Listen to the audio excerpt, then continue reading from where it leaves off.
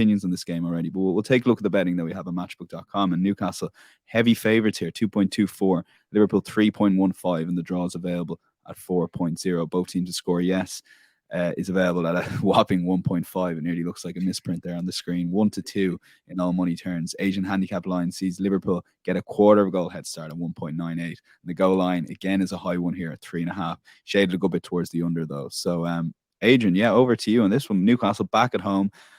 I got the sense, watching the game against Manchester City, that there was a big opportunity for Newcastle that they didn't quite take, as harsh as that sounds, because it is at the Etihad. There was definitely a missed opportunity, but I guess it shows how strongly and how big we think this Newcastle team is right now, and how they could potentially be challenging for a title, if not top four this season. Yeah, it's a funny one, isn't it? Because as brilliant as they were against Aston Villa, and they were brilliant in that match, they did disappoint at the Etihad Stadium. They didn't really lay a glove on Man City, who I think were there for the taking with injuries and the Super Cup and the travel, etc. So, yeah, but that was the pattern last year, wasn't it? It's Newcastle smash most teams at home. They're very good against the weaker sides on the road, but get them against the better teams away from St James's, and they go into their shell a little bit. So many blanks. Just look at their record last season away to the big boys. So many zeros in the goals scored tally. So that's the next challenge for them. If they want to finish top four this season, if they want to be challengers, they've got to be a little bit more confident and adventurous away from home and offer that threat. So, but they don't need to worry about that so much here. It's at St James's Park. You know the atmosphere is going to be rocking. And I just think that stylistically, or from a tactical point of view, Newcastle are terrible opponents for Liverpool. Really are. Newcastle fast starts. We know that they love at St James's to tear into the opposition. And once they get in front there, they almost always win. And Liverpool, I think one of the weak spots for them across the last season and a bit has been slow starts, conceding the first goal, particularly on the road. I think that since the start of last season, 9 times on the road, they've conceded the first goal. They've won 1. They've lost 7. So they're not great at playing catch up when they're behind. There's a fragility there. And the way Liverpool started this season, with a very bold starting 11, basically with 2 defenders, Van Dijk and Konate. The rest, obviously, 2 attacking fullbacks, 3 midfielders that all want to go forward, and a front 3. It lends itself to excitement.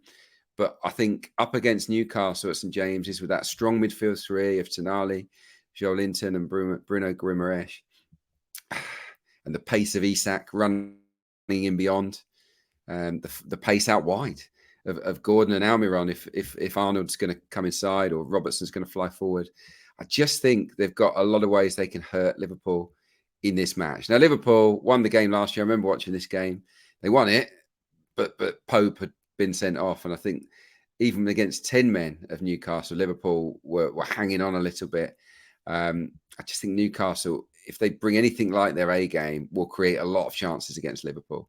And it could be who scores most. And I would back Newcastle's defence to limit a very good Liverpool attack enough to get the 3 points. So I'm just going to go for Newcastle on the nose here. Not going to mess around.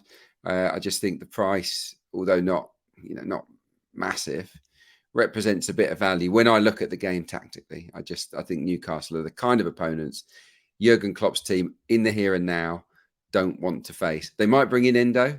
I would if I was Jurgen Klopp, but whether that's enough to stop the force of the Magpies remains to be seen. Okay, on the nose, as Adrian says, Newcastle 2.24.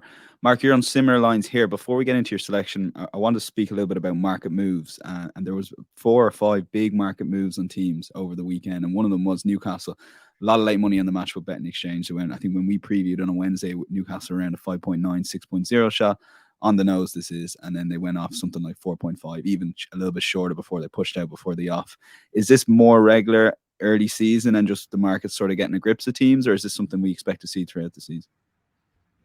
I think it's early season volatility, really, especially with team selections where it's still quite hard to get a real handle on starting 11s, tactical approaches, formations at this stage. You can watch all the preseason games you like, really, but come the first game, there's always a couple of surprises chucked in there.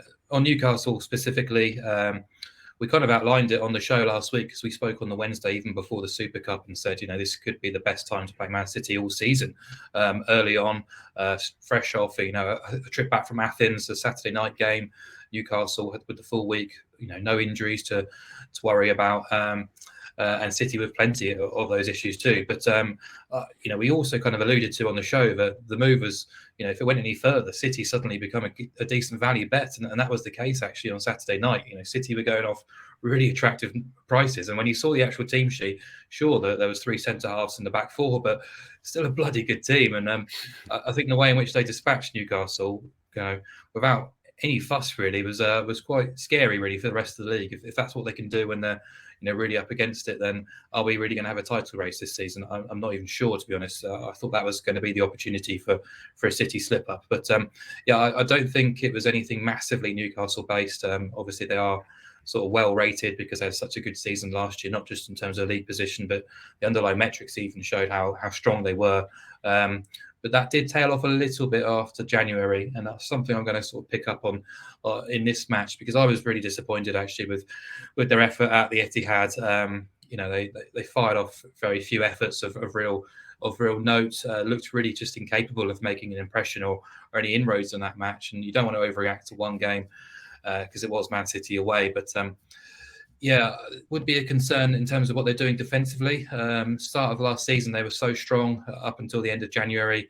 They conceded just 11 goals in their first 20 league games. They kept 12 clean sheets. It was the best defence in the division by a distance. Since then, they've played 21 games across all competitions and kept 2 clean sheets. Even against Aston Villa, they allowed 12 shots in the penalty area and an XG of 1.77. So that is something I'm keeping an eye on from a Newcastle perspective. We still believe them to be this really tight, solid unit, but certainly since the end of January, it suggests that they might be unravelling a little bit defensively and giving teams an opportunity or two. And, that would be a concern when playing a side like Liverpool, who, we know are going to attack. But like Adrian says, I need Endo in that midfield before I get excited about this Liverpool team, because it's just far too gung-ho. McAllister being available is a huge plus. The issue with Liverpool is obviously the same. Defensively, they've fallen short. Second half against Chelsea, they were put under the pump. Bournemouth, as we've already talked about, created plenty in the first half. Alisson, Van Dijk, Trent, sort of mainstays of that Liverpool defensive line, all looked really uncomfortable at times and forced into mistakes. And Newcastle, as Adrian alludes, start strongly and will put you under pressure in that first half hour. So Liverpool have faced 9 shots on target across their first 2 games. I expect that number to increase. Goals would have been my preferred option here, but the lines are really, really high. Overs at 151, BTTS 148, too high if anything. It almost kind of brings in opposing goals as a value shot there. But I'll leave that alone just because Liverpool could field any sort of team at the minute. It's not a strong play, but I'm going to be slightly more pragmatic to Adrian and just take the -quarter goal start on Newcastle at 195, which is still a decent-ish price.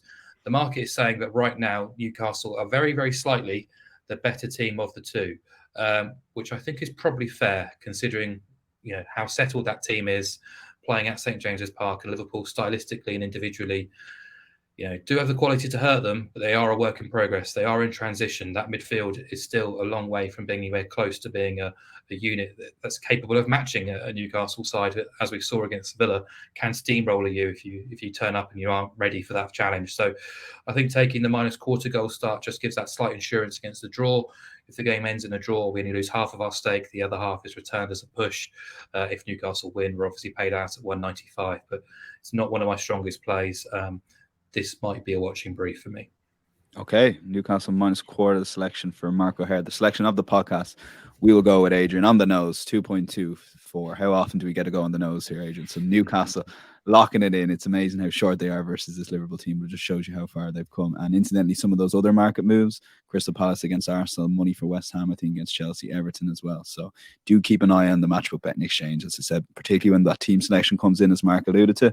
The volatility of those markets is insane. So you might pick up a value play that might be the complete opposite of what the guys said, but it's in line with what they're thinking as well on Wednesday night. So that's when we're recording this, Wednesday lunchtime. We'll go to our EFL bets. Incidentally, if you want a recap of all those bets